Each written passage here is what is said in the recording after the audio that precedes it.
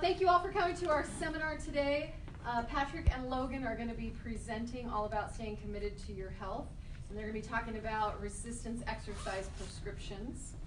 For those of you that are newer to coming to these seminars, I'll just give you a brief overview. Muscles in Motion has been around since 2007. It's not a franchise.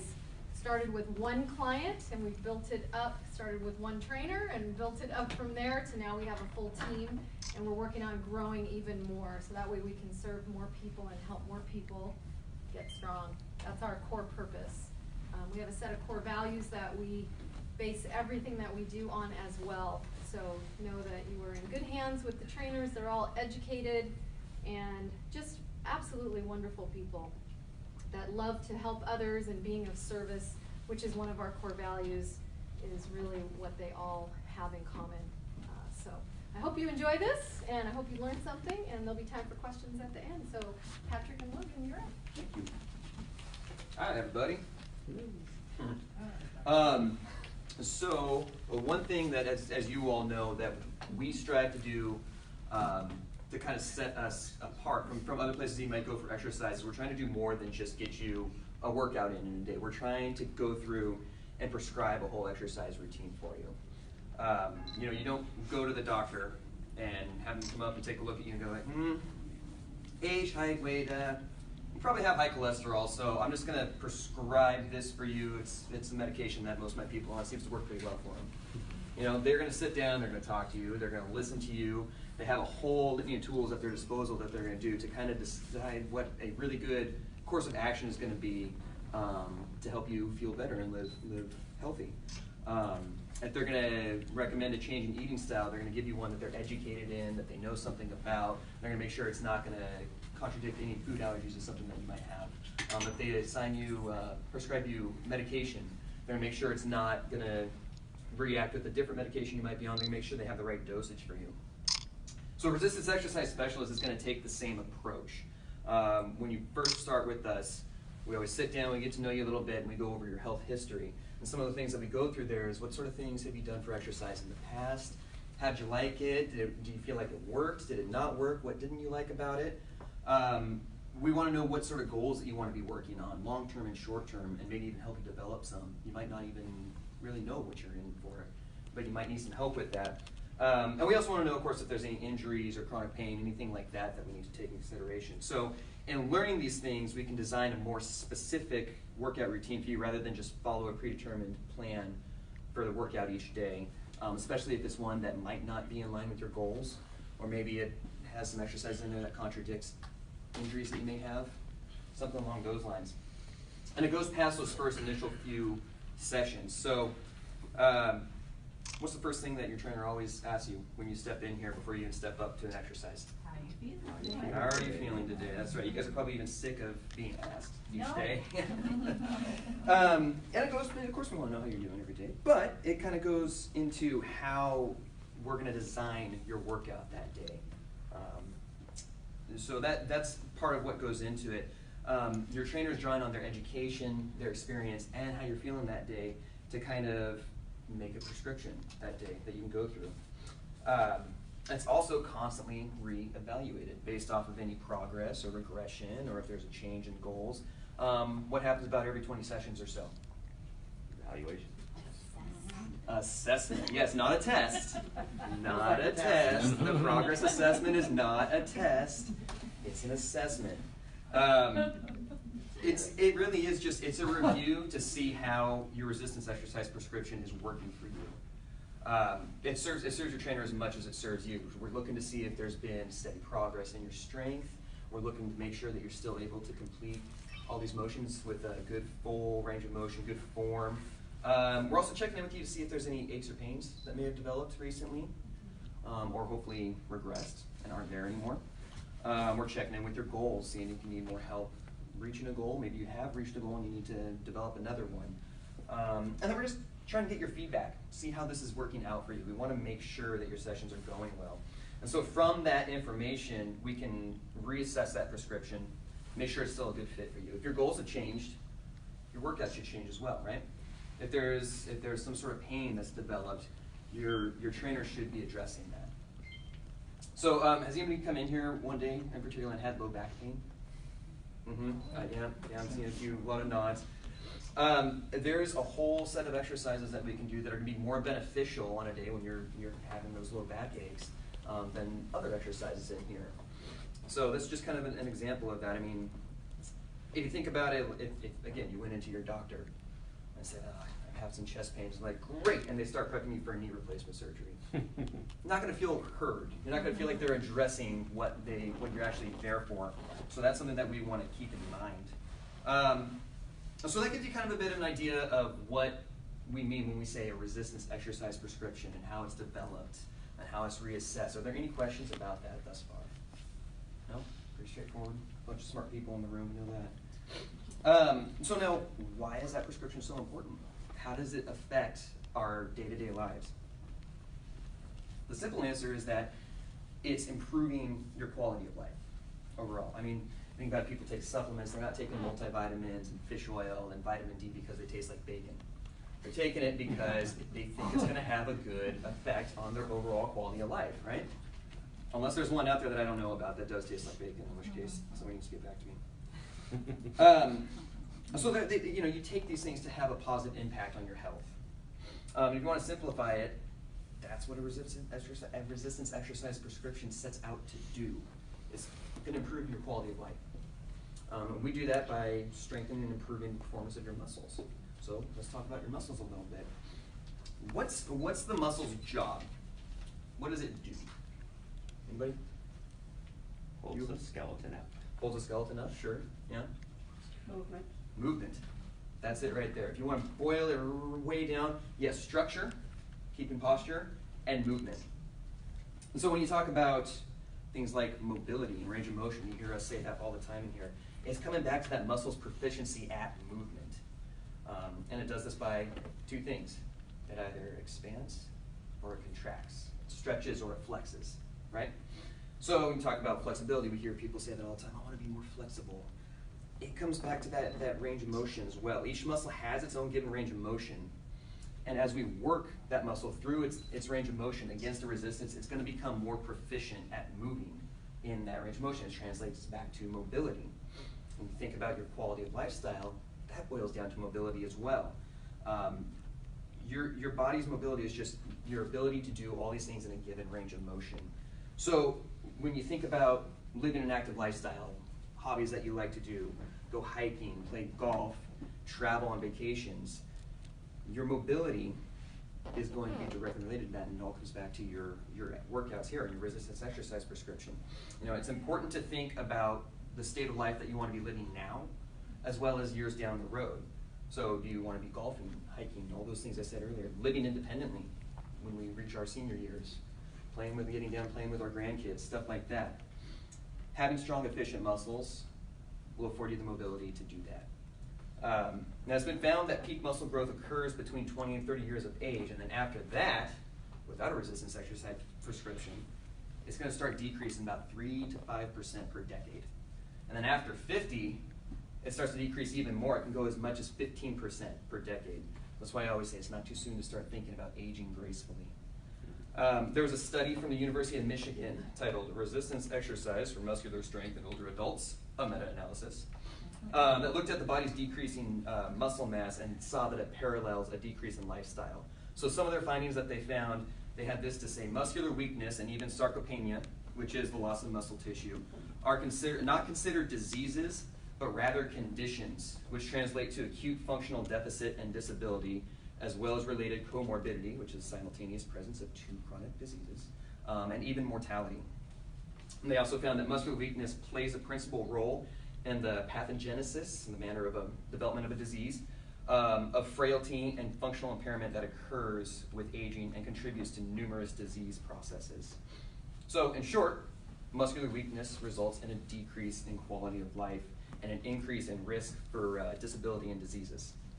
But beyond mobility, beyond functionality, all that stuff, we know that it has further effects. And according to the Center of Disease Control, the benefits of physical activity include, and a lot of us already know these, but let's review them anyways: reducing the risk of dying from coronary heart disease and developing high blood pressure, colon cancer, diabetes, It'll help reduce blood pressure with people with hypertension. It reduces symptoms of anxiety and depression. It can foster improvements in mood and feelings of well-being. It helps with chronic disabling conditions. People improve their stamina and their muscular strength. It helps maintain healthy bones and joints. It can control joint swelling and symptoms associated with arthritis. And this is an interesting one too. It'll help in our senior demographic, help maintain the ability to live independently and reduce the risk of falling and fracturing bones. So a side note there's a 1-year mortality rate for seniors who are hip fracture patients of up to 58%. So that means in that older generation, folks who fall and they suffer a hip fracture, 58% of them are gone within a year. It's something to think about when we start thinking down the road. So when you ask what a resistance exercise prescription is, why it's so important, the answer is basically it's just taking care of your body. It's doing the maintenance that you need to do to make it so you can do all those hobbies that you want to do and you want to live the life that you want to live. It makes those things that you want to go out to do every day a possibility, and the activities of daily living, getting up, going out the front door, cooking, going to the bathroom, all that stuff, less of a chore as we get older and older. So we know it gets difficult this time of year. Schedules fill up really, really fast. I'm going to turn it over to our resistance exercise specialist, Logan, now to talk a little bit about what happens when you kind of fall out of that routine. So I'm kind of like the bearer of bad news today, I guess. Talk a little bit about reversing course. So we look at all the benefits, everything that happens as we continually improve our bodies, our minds, and the way we live. A couple things that do happen, they're not always in our control. As he spoke a little bit about sarcopenia, it's going to continually happen, but doing what we do can help slow it down. I'll get to that here in a little bit. I just want to start off with, when you stop exercising, many physiological changes take place. You begin to lose all of your cardiovascular or aerobic gains. That's your heart's ability to pump blood more effectively. Your muscles' improved capacity to process oxygen. Your body's enhanced ability to use carbs for fuel. So when you stop exercising, everything that you gain, which improves your ability to move throughout life, starts to decrease. You slowly start to just, in a sense, fall apart. Training induced improvements in blood pressure, blood cholesterol, and blood sugar levels start to disappear. So as he said, the more you train, the better you become at processing all these things in your body. Your blood pressure will lower. Your heart will work better. You're going to process more oxygen. You're going to start losing that, and you're going to start to degrade. So, and like I said, when you stop strength training, you slowly lose all of those gains as well as any increase in muscle fiber size and strength.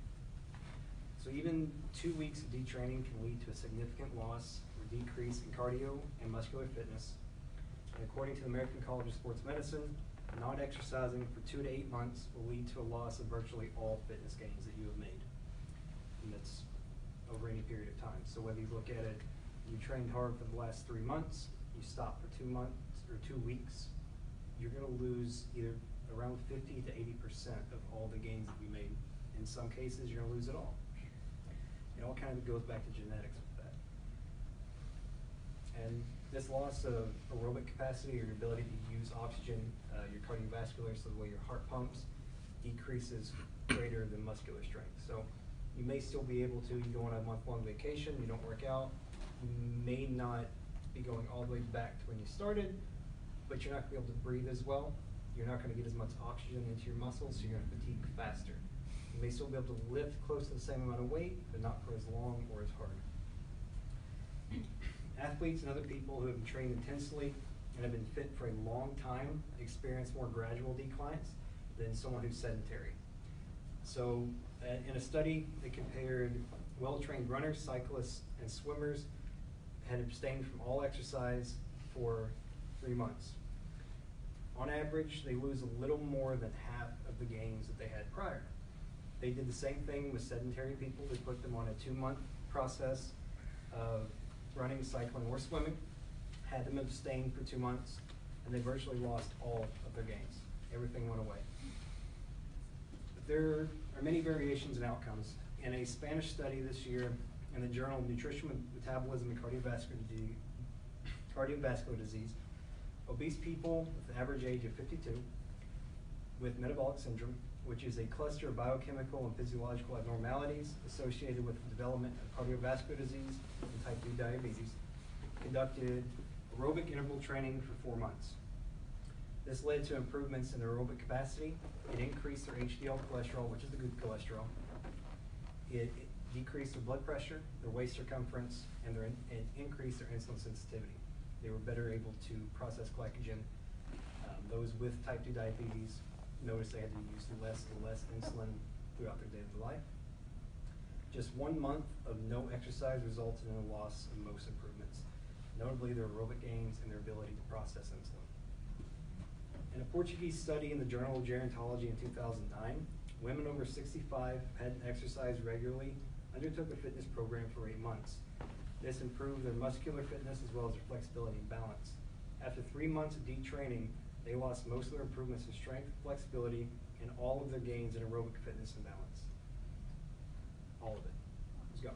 So in as little as 2 weeks to a month, not working out consistently, whether that be 1 time a week doing what we do, it's going to go away. So it's not something you can just pick up and stop and pick up and stop and pick up and stop. It requires a dedication and a lifestyle change. And we all see in our daily lives, you're able to get down on the floor, play with your grandchildren, you're able to walk up and down the stairs instead of take the elevator. So when you stop, you're going to notice you're not going to be able to do those things anymore. So it becomes a necessity in life to continually move forward with it. Halting a resistance training program causes unfavorable detraining with a loss of training adaptations such as enhanced strength or muscular size. Fitness benefits earned through years of resistance training or weightlifting recede at a slower rate than those earned in 2 to 6 months. Factors of detraining, however, occur within a week of inactivity. Understanding detraining outcomes enable informed fitness decisions.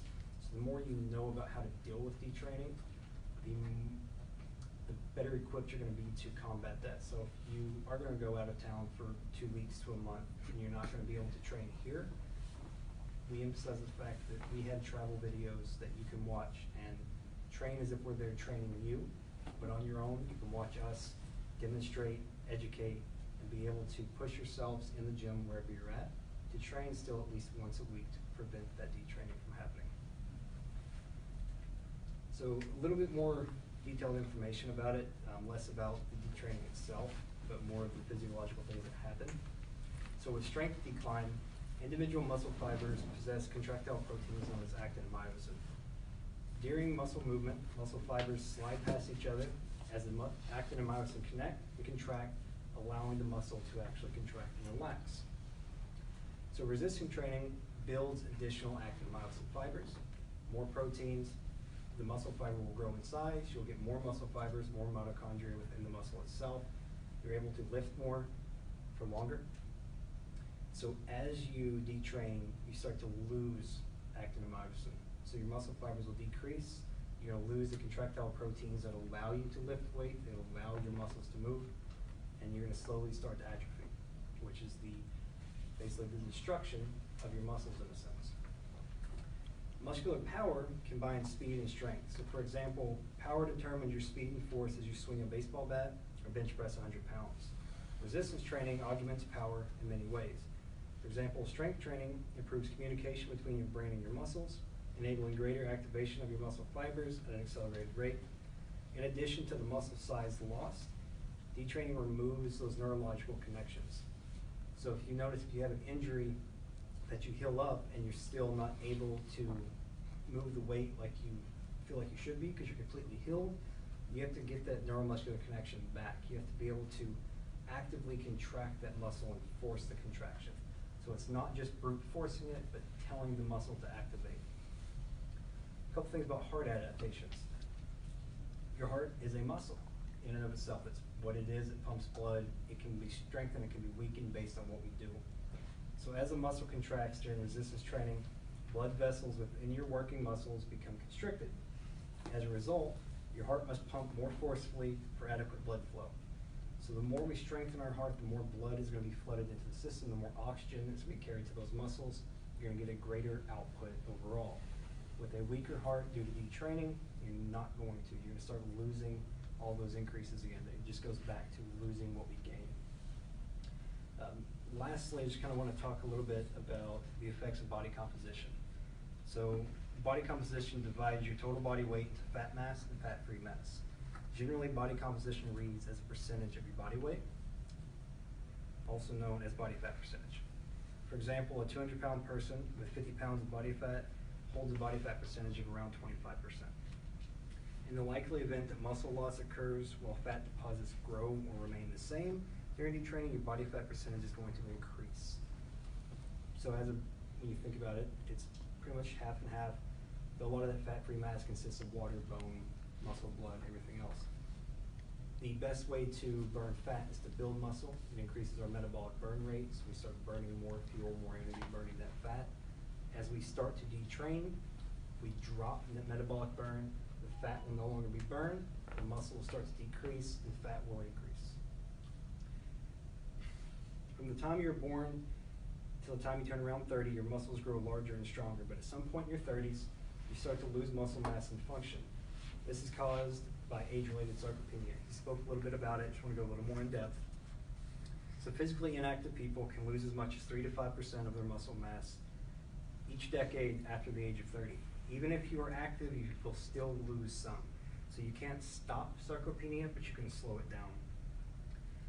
There's no test or specific level of muscle mass that will degrade or that will cause a diagnosis of sarcopenia, but any loss is pretty much determined as sarcopenia. It's just the technical term for it.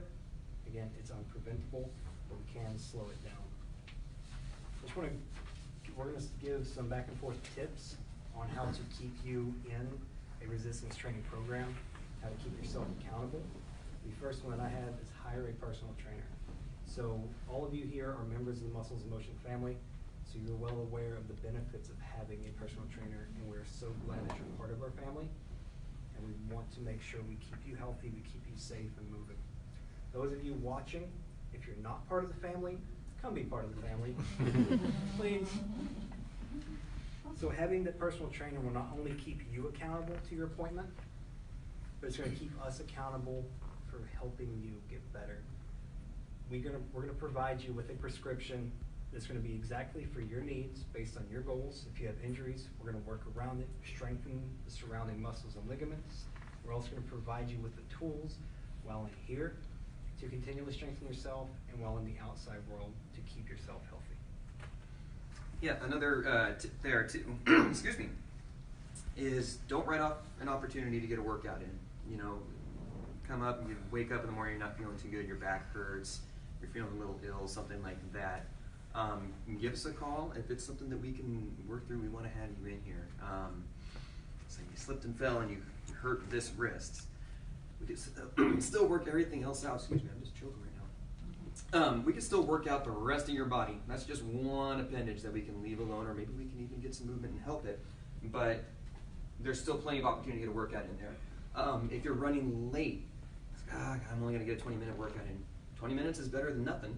So come on in, we can still get plenty of work done in 20 minutes. You guys know that. Also, if for some reason you do miss a workout, don't beat yourself up about it. It's really easy to slide into the, well, I missed one. Maybe I'll just go really, really hard next week. One workout, if you're doing 2 workouts a week, you only get one. One's better than none. Come on in, keep it going. Like he said, you don't get an opportunity to become deconditioned by slipping and falling into that routine. And also, too, as you guys all know, Jess is a whiz at scheduling. So if we need to reschedule, we can reschedule you. We can find something that works for you. So don't have an obstacle come out and see that as an opportunity just to write off a workout. We'll find a way to make it work for you if you can get in here. Work out with friends. If you find it difficult to stay motivated and push yourself during a workout, try working out with some friends. Our group sessions are great for that. We have many groups each week, sometimes 2 to 3 different group sessions a day, and a lot of people use them. Yes, they're going to get a great workout because all we do is give great workouts, right? Yeah. But they're also going to get that social aspect of it. They're going to be there with their friends. They're going to be pushing each other. They're going to create this competition between each other. Who can go the hardest? Who can go the longest, but doing it safely? That's the key. Under our guidance, we're gonna make sure you're doing it safely, but you can push yourselves as hard as you can and push each other. So it's gonna keep you motivated, keep you accountable to be here each week with your friends, interacting, having that social aspect, which is gonna help you push yourself. There's little tricks you can do as well to help keep you in a positive attitude. One that I've borrowed from our nutritionist and dietitian friends is just little changes in verbiage. So their example is, instead of saying, well, I'm changing my eating style and I can't eat that, say I don't eat that, or I'm choosing not to eat that. And you can do the same thing with your workouts. And I have to go work out now. It's like, no, you get to work out now. You get to come in, you get to do this. There's a lot of people who would love to be here and moving and doing the things that we want to do so that they can go out there and live the life that they want to live. So just little tricks in changing your attitude with small words. I get to go work out today, or I'm going to go have a workout today, can kind of change your mental attitude and help you stay on track with your resistance exercise prescription. Make short-term goals. But don't get me wrong, long-term goals are great. It's great to strive for something and to eventually accomplish it. But we all know when we complete a short-term goal, there's a sense of pride and accomplishment when you complete that task or that goal. So make short-term goals for yourself, anything between a few weeks to a few months. Try to keep it shorter than 4 months. Anything over 4 will typically become a long-term goal that at some point you may fall off the track of. If you're going to make a long-term goal, have it consist of multiple short-term. That when you reach one, you feel that accomplishment and you go straight to the next one and you don't stop pushing. If we have something to overcome, it gives us this sense of, I have to do this. I'm going to continually push myself until it's done. There's another one waiting for you. So, for example, let's say you want to lose 6 to 10 pounds. Set a goal of losing 1 to 2 pounds a week for around 4 weeks or so, over a month. So each week is a new goal. Did you meet that goal? Yes. Did you not? It's okay. We're not extending that goal. We're just setting that new one. There's no point in trying to double it, especially with weight loss. Weight loss is one of those things that you have to do at a steady, healthy manner where it's going to come back. You can't just go and lose 10 pounds in a week because it's going to come back. It's not a healthy way to do it. That's just an example. If you want to, if your goal is to run the Portland Marathon, which would be a long-term goal, set short-term goals like first, I'm going to run 2 miles. Once you do that, your next goal is to run a 5K. After that, it's a 10K, then a marathon. Hit each one of those steps. You get that sense of pride and accomplishment, and then you're ready for the next step and continually pushing forward. The last tip I have for everybody is reach out to us. If you feel like you're hung up on something, if there's a scheduling deal, you're not feeling motivated, every single one of us have a card right up there at the front. Take our cards, use us, reach out to us. We're an email away, we're a phone call away. The number to the front desk is on that card. We want to be of service to you. That's what we are here to do. We want that. So if you guys are hung up, you're stuck, you just need, I don't know, I'm having a problem as I'm going through my day doing this. Reach out to us. Let us know how you're doing. Let us know what we can do to help you get through that, so that we can all get there together. Because when we see you guys succeed and get your goals, that's why we're here. So keep that in mind. Last one I have is keep a logbook. It sounds a little simple, but if you need something, if you need proof to keep you motivated, from day one, write it down. How did you feel when you woke up? This, for example, after your very first workout here. How did you feel after you woke up? How many days were you sore for? How did you feel when you went to sleep? And then track what you do. You know, what are you eating? If your goal is weight loss, you can do that in there as well. I don't recommend tracking it every day, maybe once a week for the weight. But write down everything that you feel is prevalent to how you feel, how you're doing, and then check back a month from now. Is it any different? Did you wake up feeling much better because you've been doing this for a month? Do you feel like you're going to sleep easier? Are you sleeping comfortably? Are you waking up pain-free? Are you sore for half a day now instead of 3 days? Keep a track of it all, and you're going to see that proof is in the paper here that you are constantly improving and growing, and it's going to give you that sense of, I need to keep doing this because I'm going to keep getting better. All right, so at this point, we'd like to open it up for questions for you, and I know we've got some folks in social media land right now on Facebook Live and Instagram. Is that right? Am I getting that right? I'm up on my platforms, you can tell. Anybody who's watching it, if you guys have questions, type them on in there. Maybe someone can let me know if any come up. I'll bring up Mr. Tyler Wood and Mr. Corrado Pittari. Did I get it? Boom. Our resistance exercise specialist. And I know I was thinking about it just now too, and that's not a common title, but it's an apt job description for what this team does. It comes back to writing that prescription for you guys. So we're gonna move in for Be a family. but yeah, if there's any questions at this time. Yes, Mary. So where I get, if I'm traveling or if I'm hosting Thanksgiving dinner and there's going to be a ton of food around, Yep. something like that, and it takes time. But those two sets of circumstances, if you're entertaining or if you're traveling, it seems like it's easy to get off track. So tips for that. First thing that comes to my mind is reschedule your workouts in advance. Do it far in advance. You know you're going to have folks visiting from Wednesday through Saturday over Thanksgiving weekend, so you're not going to be getting your Friday workout in. Now's the time to reschedule that and find your time to get in here, so you have that appointment to hold yourself accountable to. The first thing that comes to mind. I can add something to that. I know my dad, who's also a client here, he says this all the time, but especially with the type of training that we do here, it's 30 minutes. So if you can get yourself to think, I can get through those 30 minutes, it doesn't really take away from all your daily activities as much as going to the gym for, maybe an hour and a half, 2 hours. It's not as big of a time commitment, which to a certain degree, kind of like what Patrick was saying earlier, you get to do it. If you're busy, you're stressed, you're organizing tons of things, you get to come in here, work out, get rid of that stress, get rid of that preparation anxiety that might go into whatever your daily life holds. And that's a nice way to kind of stay engaged. Just think, you get these 30 minutes to yourself, get a break, you get a good workout, and then you might actually feel more motivated, more mentally relaxed to go into whatever you're doing. And to add about your traveling comment, we're going to be sending out some travel videos here pretty soon in our newsletter. So if you're not subscribed to our newsletter, subscribe, and you'll get those travel videos. It goes for YouTube. There, that way you can do your workouts while you're traveling as well. Can I add something to that? When I travel, I make sure that I sandwich my workout. So I make sure I get a workout the day before I leave, and then I schedule it the day I come back, if I come back early enough, or the very next day. It helps with jet lag. It helps resetting your body to get you back into your regular routine.